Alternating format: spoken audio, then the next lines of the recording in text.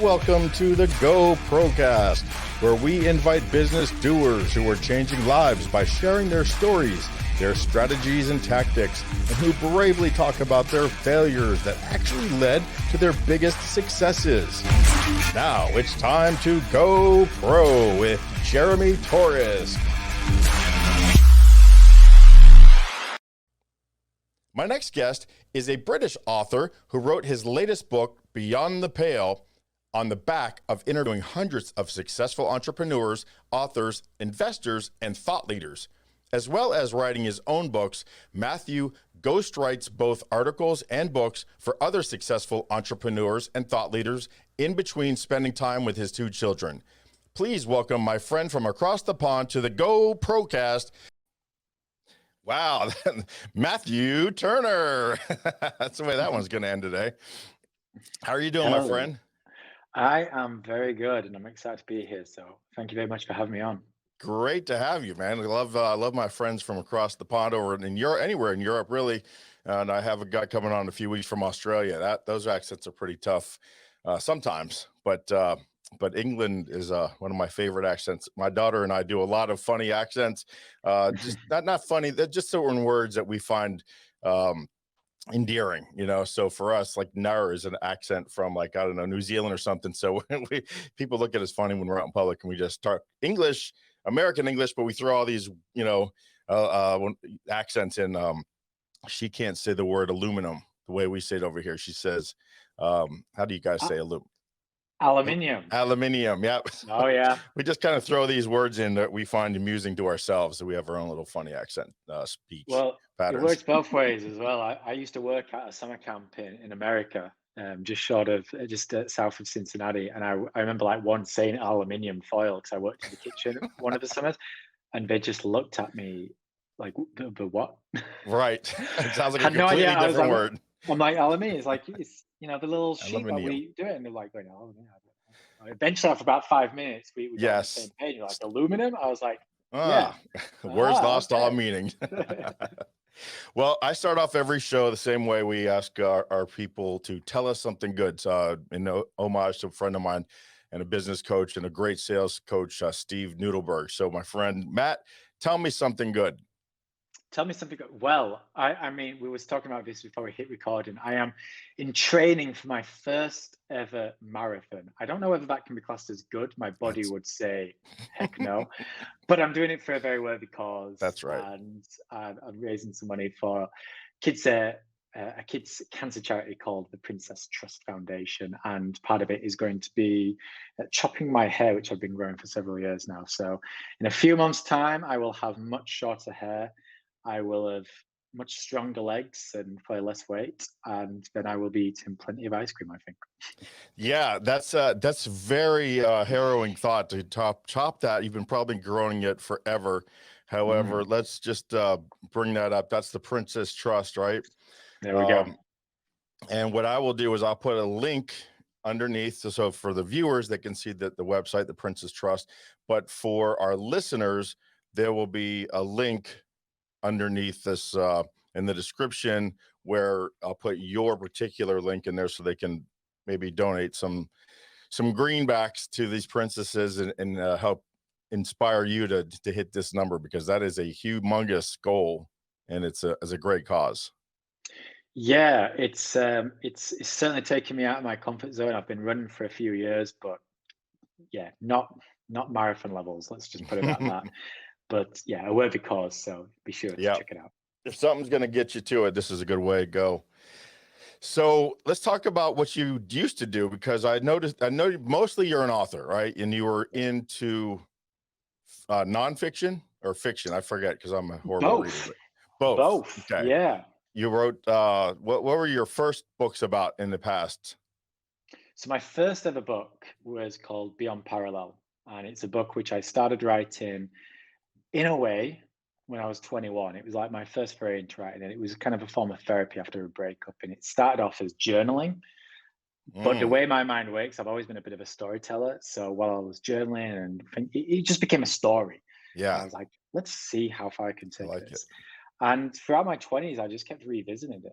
And it was just this little side project, which I had in the background in between studies and then working world. And yeah, it became beyond parallel. And that's really sparked a passion for not just writing, but for publishing books. I then wrote my second book called Tick to the Talk, and my third, I and Love You. They were all novels in a very Mm. traditional sense. And then in between this, I wanted to write a nonfiction book. And I interviewed 163 people who personally inspired me about failure and Hmm. what they learned from mistakes and how they turned it around into success. And after a few years, that became my first nonfiction book called The Success Mistake. And then my most recent one, which is just here, you can kind of see I published in the summer just gone, Beyond the Pale, which is a kind of combination. It's a fable, so it's both fiction and nonfiction. It's very much a work of fiction. It's a novel, but it has these nonfiction elements. I interviewed some people in it. And all I can really say is it's a little bit like The Alchemist, where it's a work of fiction, but it has a very kind of meaningful message behind it, like a nonfiction book would, and hopefully gives people a bit of a guidebook to, greater fulfillment and meaning. So that was book number 5. And Wow. as you can, if you're watching, as you can see behind me, you'll see these post-it notes.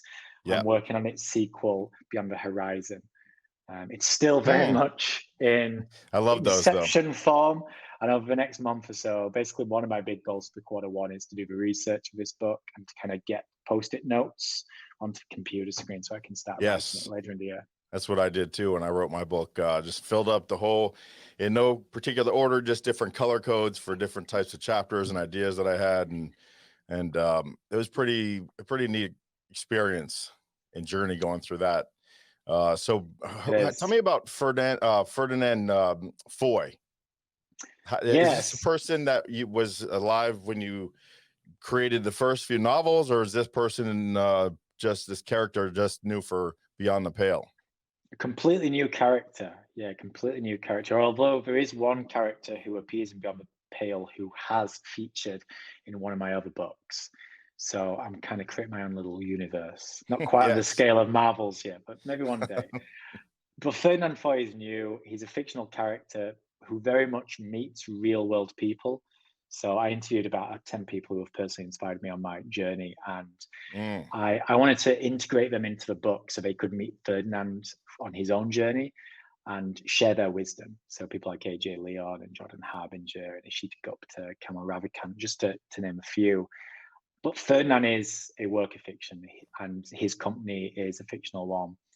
But he's someone who I think most people can relate to in the beginning because Hmm. he's this super successful individual. Yes. And as soon as you learn about him, you'll probably have a picture of a CEO or founder in your mind.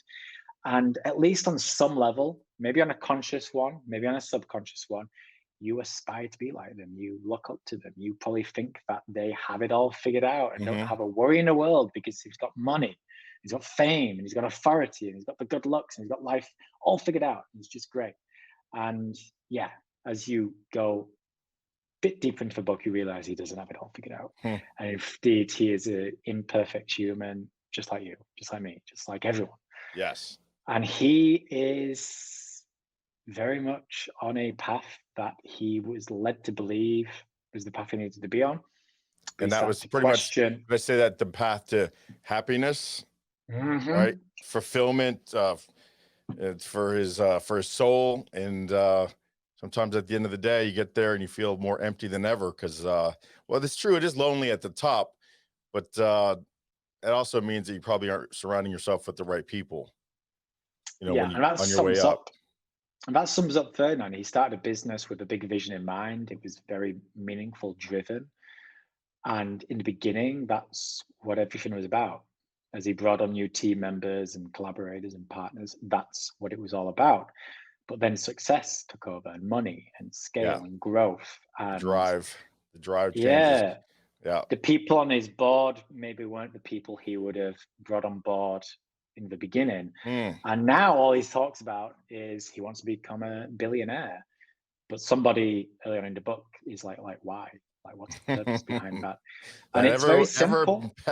a pesky question. A Why? pesky question, why? And it was something that he's probably been asked before. but it was just the right timing for him. And he started Yeah, to just peel the layer away and the right time. explore, what actually is it that I want? Why do I want to become a billionaire? Like, is this business that I set up several years ago still on the right path? Like, what even is the right path? Yes. And he just goes on a rabbit hole of personal development and professional development, and looks at things like, the role mindset plays and our relationship with ourselves, with others, and all these things. And he just goes deeper still in the second book, Beyond the Horizon. But Yes. yeah, it was You, an interesting book to write. I'm a newer speaker, professional speaker. I speak to groups about employee engagement, conflict resolution. I just became certified in something called QPR, which is kind of like CPR, but for suicide prevention, to kind of in the workplace watch out for the keywords and risk uh, factors for people who may come back with the gun to a workplace. So I included in my package, but I wrote this speech to talk to business owners, and I came up with this. It's a pneumatic, right? It's like a when you take the letters, and each letter stands for a different word, Oh nomenclature, yeah. you know.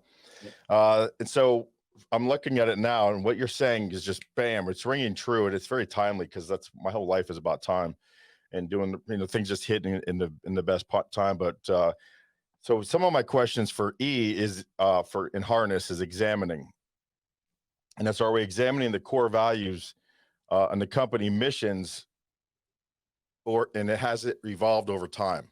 So as your business grows, so businesses have a life cycle like people. And as you get into business, you have a completely set of principles and values. Your principles should never change, but your values should always upgrade and update as you grow. And then you can help other people. And as you explore and innovate, because marketing and innovation, that is what business is, according to Tony. And before him, what's that guy's name? Oh, it's always on the tip of my tongue. Paul something or other. Dreback, Okay. Yeah. Drecker. That's his guy's name. Anyway, something like that. That was Tony's, like Tony Robbins' mentor. Anyway, businesses, innovation, and marketing. And as you innovate, your value should change because you can have different ways to help people. You can help different people. You can help more people. But opening to new ideas, examining the whys of the company, the core values of the company should be changing as time goes on. And are we serving the people of the needs or that of the company? And are we acting at the speed of instruction, which means do we have the same urgency as to why we started the company in the first place? So examining these things are parallel to the success and the growth or the stagnation of a company, which always leads to death, right? So Yeah. I love you and I kind of seem to be on the same wavelength. And it's because I think that you talk to so many professionals who have gone through this, and this is how you got this information kind of idea, right? And I'm the Yeah. same way with podcasting and talking to folks, and my whole the last 10 years of my life have just been open to the universe, to who can I be around who is where I want to be. And that's Yeah. changed over time. Where I wanted to be 10 years ago is way different than where I'm going today, you know? Yeah. I look at life as a series of chapters, and nothing you ever kind of create is set in stone. It's malleable. What success looks like to you, if you took the time to define it when you're 21, Mm, it'll look very different if you take the time to redefine it at 31, yes. when you may have now a mortgage and you may have two kids, which again will look very different if you take the time to redefine it at 51, when your kids have now left the house. Yes. So life is always changing. And like you say, it's important that we always examine and then re-examine what is true to us in the here and now. Whether the business we created 10 years ago is still on the right path. And if it is that path still relevant? If it's Yeah. not, should we be back on that path? Do we need to create a new path? And we need to do it on a professional level. We need to do it on a personal level. We need to do it Yeah. on a philosophical level. We're constantly changing. We're constantly evolving as Yeah. people, as businesses. I love Life that. around us is evolving. It's important to check in. And the fact is, most of us don't. And even when we No. know this stuff, it's so easy to get complacent. because Or life's chaotic. consumed too, right? The business can Yeah, consume you personally when you're living exactly. for the business instead of the opposite, having the business live for you and humanity and your customers and your workers. That's the tool to help people. But when that business consumes you because you allowed it to take on an attitude or a characteristic of greed, of doing it for the wrong reasons, for money only, and then it consumes your family. You find yourself alone. People aren't happy in the organization. Your customers can see right through that usually, and sometimes it doesn't matter because the product's so great, but it's still they're not buying the products because they like you. They're buying it because it serves a purpose in their lives. That's not the real. I don't think the real reason to live and have a business is to make money or give people things they need. You should be serving people and things that make them happy and care about what they're using instead of having that need. Like people are in Apple, they can't get out of Apple. They might love it, but they also hate it because they're Yeah, trapped. And they did that on purpose. They trapped you, but yeah, and is and it the right thing? that's very much Ferdinand at the start of the book. He it's not like he had this serious change and he'd be able to like pinpoint this is when it all changed for me. It Yeah. was drip by drip. He just became this diluted version of who he once was. Mm-hmm. And that's something that he takes from when he meets AJ Liam, who is someone who personally has inspired me many times over. And what AJ talks about is quite often we'll go on pursuit to try to like become a new person. Whereas a lot of the time it's not about becoming someone new, it's rediscovering who you once were. Yeah. that Right. that young hungry person in the beginning who set up that business or that whatever with a reason in mind, that idea of like I want to impact someone. So in Ferdinand's case, he set up his business to make his customers lives easier with communication, but bit by bit, drip by drip, he became a diluted version as more people Mm-hmm. came involved and it became more money centric, and they would release more features for the sake of it because it would look good rather than Yes. actually serving a genuine purpose. And here he is, like 5, 6, 7 years down the line, and he's like, wow, what's happened? Who have I become? It's not like you can pinpoint it on any one moment, Yeah. any one person. There's no thing or person to blame. It's just this consumption of life over a It's an prolonged period evolution. that Yeah. diluted him. Yeah. And Yeah. he's like, wow, I need to get back on track because otherwise I'm going to lose another 10 years So and is another this 10 years. book more when you're reading it, and I've read the examples and the free stuff online and stuff, and it's definitely piqued my interest. But when it gets into the hows of I don't know if it's how he rectifies it. What did they call that in like it's a reckoning, I mean, it's just something he sees, and it's like, oh, it's coming, it can't be avoided, this change is necessary, and so he goes about changing purposefully when he does realize it. Is there specific ways that he goes about applying these changes that we can learn from? More so in the second book. In the first book, so it's going to be a trilogy, and Okay. the journey of the trilogy is split into these three phases of awakening, ascension, and evolution. That's kind Okay. of like the methodology behind all this. Now, within each of the books, he goes through that. So the start of the book is his awakening, the middle of the book is the ascension, and then the final stages of the book is evolution. He now knows and sees in a new light. So a lot of the things that he does in the first book during his ascension stage is he travels, he meets these people, Hmm. he's Hmm. just asking questions and he's looking for answers and he gets frustrated because he can't quite figure out. So he gets a lot of insights into various different things down this personal development rabbit hole, Yeah. mindset, habit formation, Love it. a relationship with ourselves. And yeah, along the way, there are some sort of tactical hints and things that he discovers through people that hopefully will inspire people to try it themselves and at least learn more about. So that sounds interesting. So I'm going to go Yes. and learn more about subject X.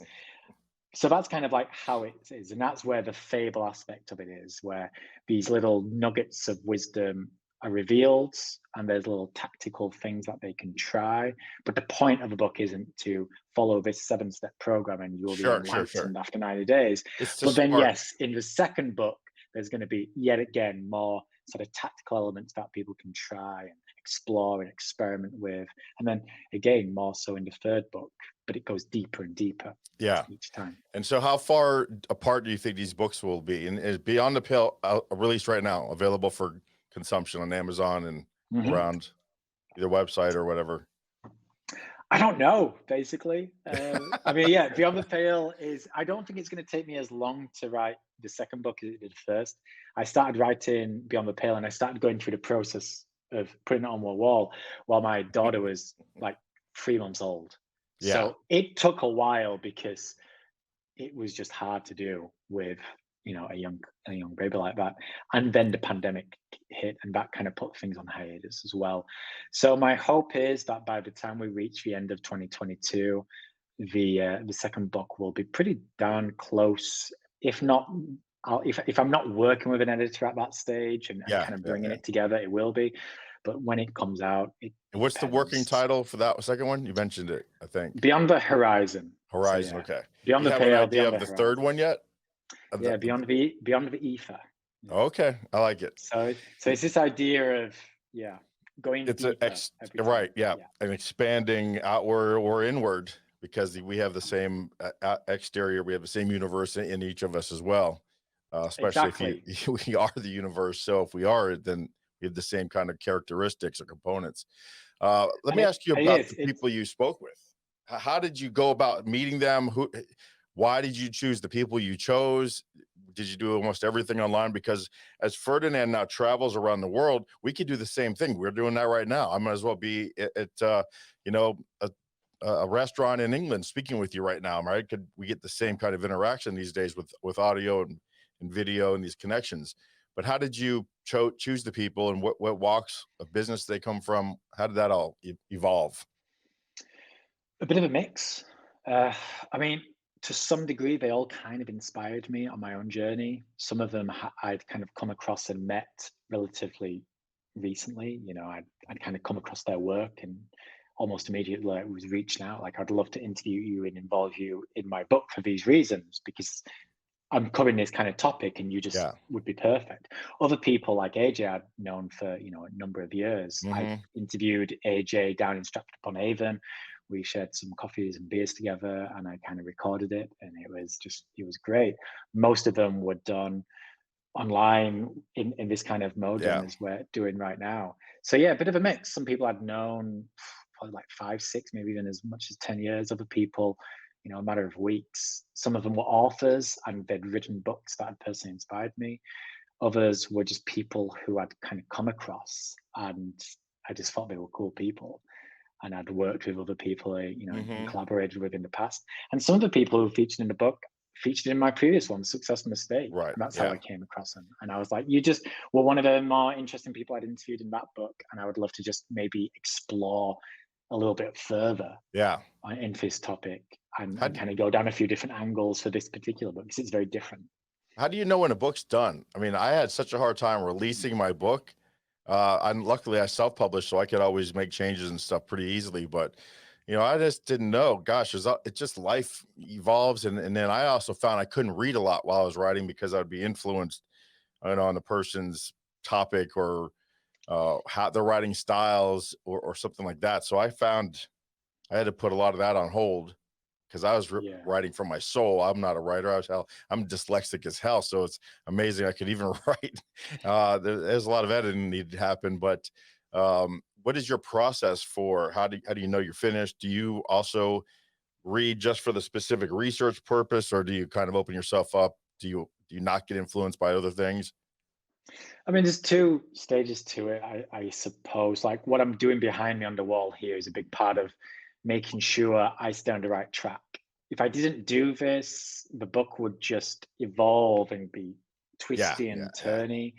And it's dangerous, in my opinion, to approach book. It works for some. It certainly doesn't for me.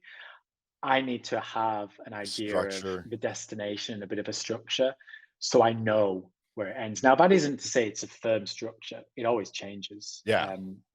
There may be more chapters. I may take a few out. I may combine them.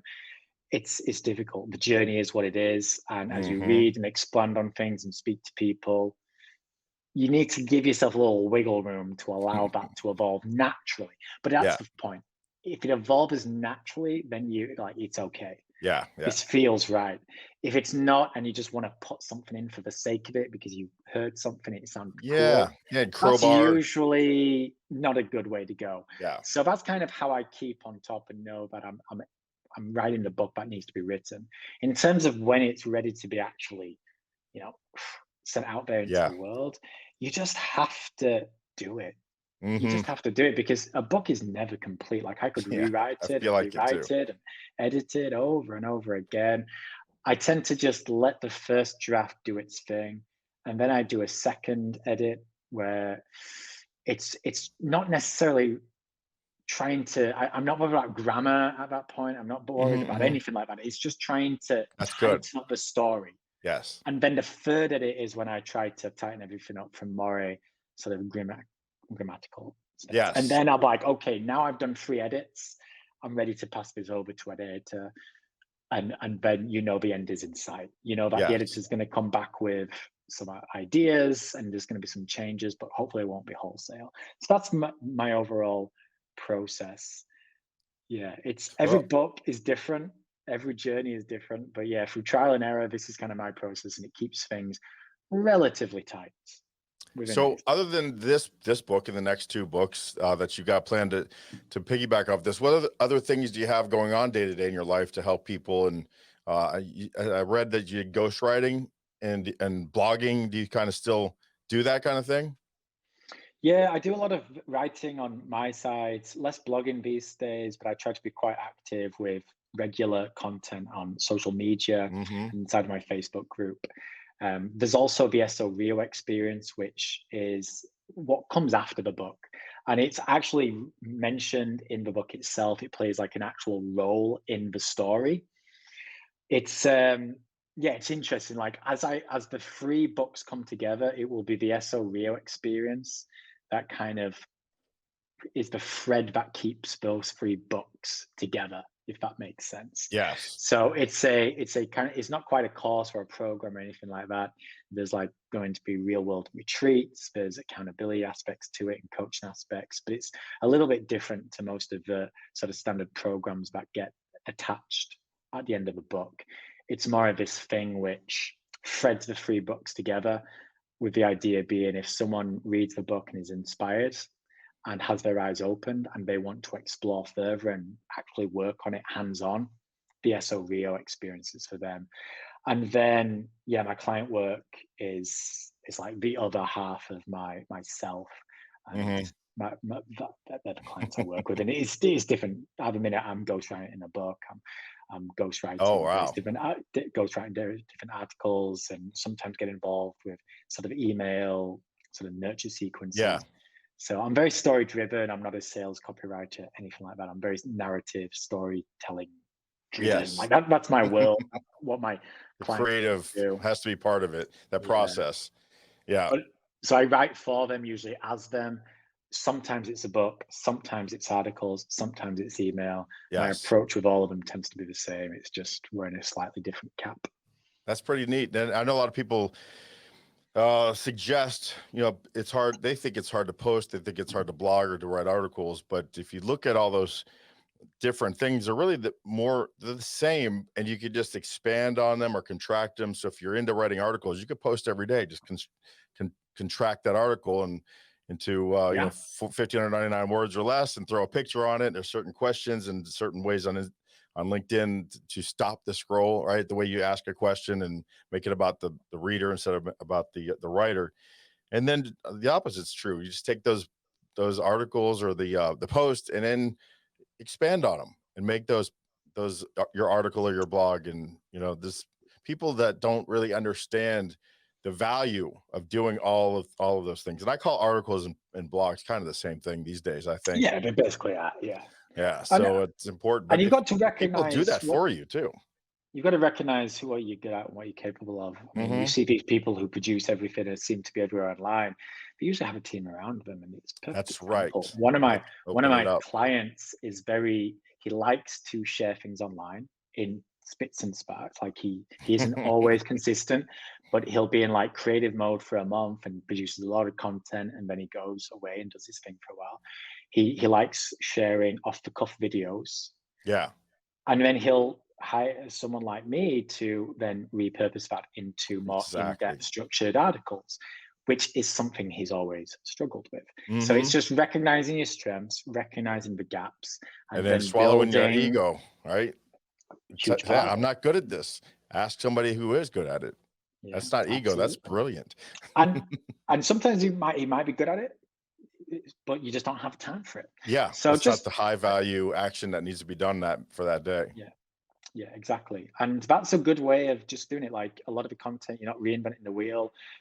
You can take a 5-minute video that you have a client who records off the cuff, and that can be created Yes. into an article, various sort of social media posts, Bam. different graphics, shorter trailers. And if you do a month of those kind of Hmm. videos all on one topic, that could become a book. That Wow. could become an in-depth guide. And that's one of the things which I'm kind of working on at the minute. So yeah, It it's just seems so having a little bit simple, of right? strategy. It's having a Yes. bit of a strategy, having a bit of a vision behind it, and then yeah, just doing the work really. That's great. Doing the work is always the fun part. For me, it's the creative. I feel like this is creative for me. Some people don't like talking to people that they don't, quote, quite know. But with the way that we have the information we ask and all the stuff that I could find out about anyone through their social medias, I feel like I already know you before we even meet, and then I have to kind of Exactly. guide my questions according to how the interview is going, but really point out what they're trying to build and who they're trying to help. And that's a skill on its own that I'm trying to build, how to be a better listener.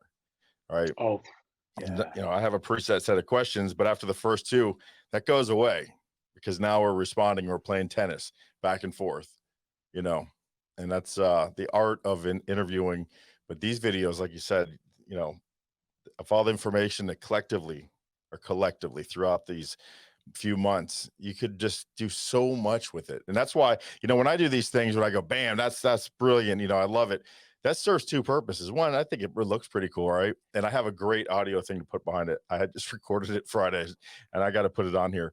But it also serves for after the interview, when I have 3 or 4 or 5 of these at the end of the week, I could take my cursor and just scroll along and watch for that flash and go, bam, that was something that was big. So I stop, rewind it, chat, uh, capture what was said, and that's a post, or that is something that I could put on the YouTube Yeah. description to get viewers to see that post or the blog or the podcast, right? Whatever it is, it's all about those keywords. And so this little wall melter is a nice video visual cue that helps me go through these Yeah. episodes much faster and get to the real good stuff. So you gave me I a few of like it. them, my friend. I appreciate you, Matthew.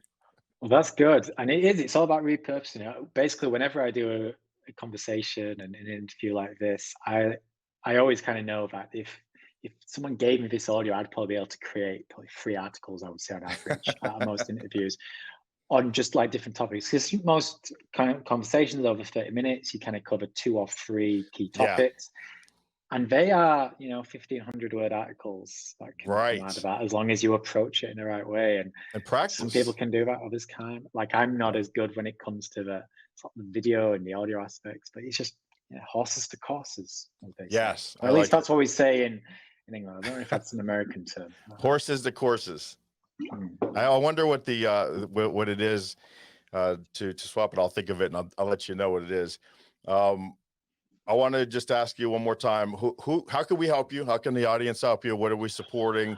I know the little Princess Trust is a big deal, but and then here's your LinkedIn page here, which is a great LinkedIn page. Um, just great content, very easy to go through it and see exactly what you're doing. And then your website is Beyond Book, right? Beyondbook.co. Yeah. But what else do you want our audience to know, my friend? I mean, well, first of all, thank you for listening. If you My have pleasure. any kind of questions, I mean, I hope some of the things that I've shared, and some of the things that we've talked about has perked your interest and opened your eyes and inspired you in some way. So if that is the case, yeah, go to beyondbook.co. You can read the first few chapters on the site for free. I certainly encourage you to do that and see if it's the kind of book that you would read. If so, Beyond the Pale, here it is in all its glory. Like, it's available on Amazon and from the site. There's also links to my Facebook and Instagram. So be sure to reach out if you've got any questions and just kind of follow. And yeah, the final thing I suppose would be, if you've got a few spare dollars, send it my way. Yeah. With the Little Princess Trust, I'll be sharing regular content on my Facebook profile in particular. I'm updating you on my runs. And yes, I would like that. And I'm going to put your link to your Little Princess Trust on here when it comes out, so that way you get the credit for any dollars that come your way. So I think we've said it all. We'll have to do this again. It's been good. Yeah, I've enjoyed it. And yeah, I'll come back on again in the future after I've done the marathon. I'll let you know if I survived. All right. I'll hold you to it, Matthew. I appreciate you coming in today. I appreciate everybody who's watched this episode or listened to this episode, especially who do so on a regular basis. We're now at 3 a week, Monday, Wednesday, Fridays. We're dropping episodes on YouTube, and we pretty much once a week, I just kind of slam the podcast channel. So just always check back for new episodes. Great people from all over the country and the world, getting it out into Europe, Australia next week. So thanks, Matthew Turner, for being my guest today. Thank you for listening, and we will see you next time on the GOPROcast.